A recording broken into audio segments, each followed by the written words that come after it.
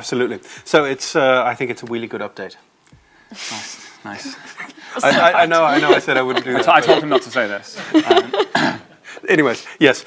So it's two things. One of them is new painting options. But before that, let's look at wheel options. Because we've added in a whole bunch of new wheel options, specifically new rim styles. Yeah. So if I jump in here, the ones that are equipped on the car right now are one of the new ones. Yes. Unfortunately, they are kind of mixed in with them all. Those ones are new. These new guys. That one's new. That's cool.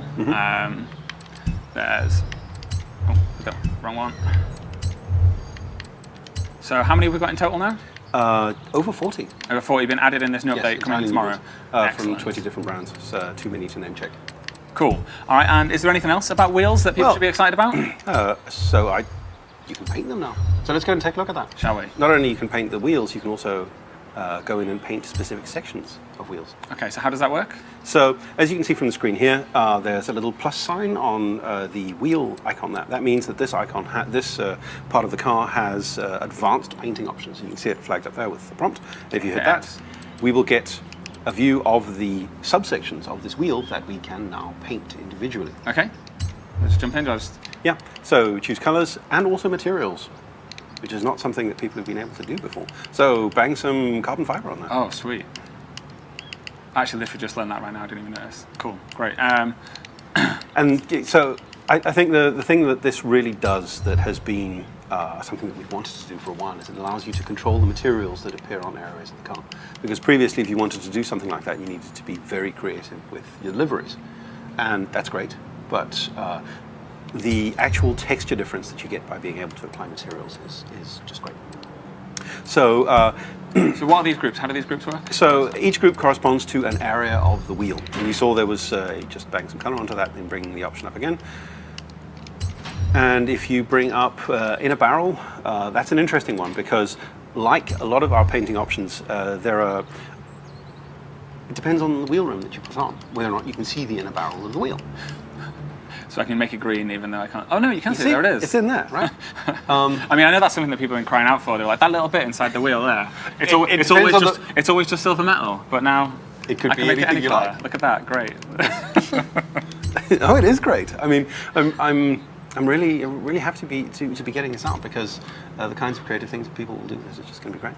So once we'd introduced this new bit of technology, which allowed us to color in these different materials, why don't you tell us what else we were able to do with that? Well, I mean, it follows that once you can color subsections of a wheel, it might also be possible to color subsections of a car.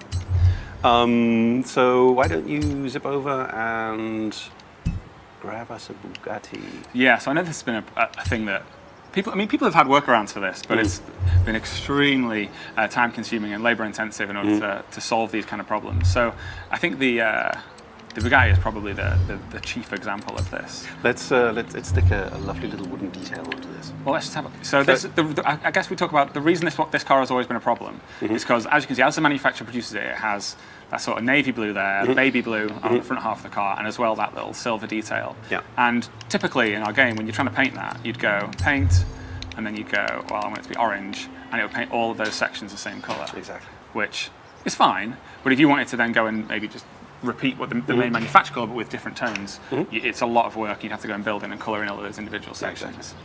So if we head back. And so, because of the plus symbol there, you hit that, and now we have paint groups. So I can now colour that part, I can make that part carbon whilst leaving the back part the same navy. Okay. Yeah. Sweet. Let me pick a colour. So I'm guessing now people can just personalise it a little bit more, make it a bit more unique, special. It'll be interesting to see, won't it, the different liveries that people can come up with now with these colours. Because these layer in under liveries, right? Yeah. So and as Mike said, it's a way to achieve things that you could possibly kind of approach with the previous system, but simply because we can add actual materials to sections of the car, the detailed feel that you get out of it is completely different to what you could have done before. So if you bang it over all the way to the right to that lovely wood inlay, because who doesn't want to put inlaid wood onto their hyper? So I have to admit that I'd often felt that these paint options over here were really of limited usefulness in the previous way, because if you wanted to have a bit of wood effect like that, which I think is kind of classy, it'd probably look a little bit better on a Jag actually, but it looks kind of classy that maybe someone's going to put a little bit of a wood inlay on there. When you paint the whole car in wood, it doesn't look as cool, shall we say? Yes. And I could go in and paint the wheels as well, right? Yeah, you can. This work. Maybe I can have wooden wheels. I'm about to say this was definitely something that a lot of the community was asking for. So hopefully we can see what people can come up with now with these variations of colours and material. It's really going to be great. Take a look at one more car. So how many cars has this been applied to? So, interesting little inside detail. This works because it plugs into the material groups that we use to build the cars. And this means that it varies quite a bit from car to car. So in some cases, you'll see cars that have a really interesting spread of materials, which will allow you to do some really eye-catching things like Harlequin-style color splits on cars. So I think it's really a question of people going in and experimenting with the cars and seeing what they can do with it, which is really, I think, why we wanted to get this feature out there, because the kinds of things that people will be able to do with it are just going to blow us away. So I think this is an interesting example because you can see how the body of this car is made up of several different materials. You've got the sort of copper colour, the white plastic on the sides there, and then that like honeycomb there as well.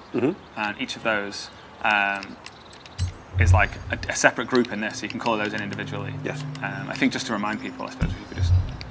So you see those different sort of materials the car's made up of. Now, in the old style, that was kind of the results. Painted orange or nothing. Which was fine. But if you wanted to go back in and have that sort of honeycomb effect there, you'd have to go and basically paint that in yourself in the editor. But now, colour should we go with yellow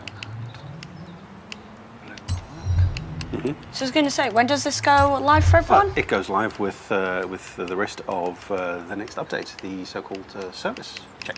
Oh, nice. That will be going live tomorrow, or rather going out tomorrow, and then going live with the season change at the end of this week.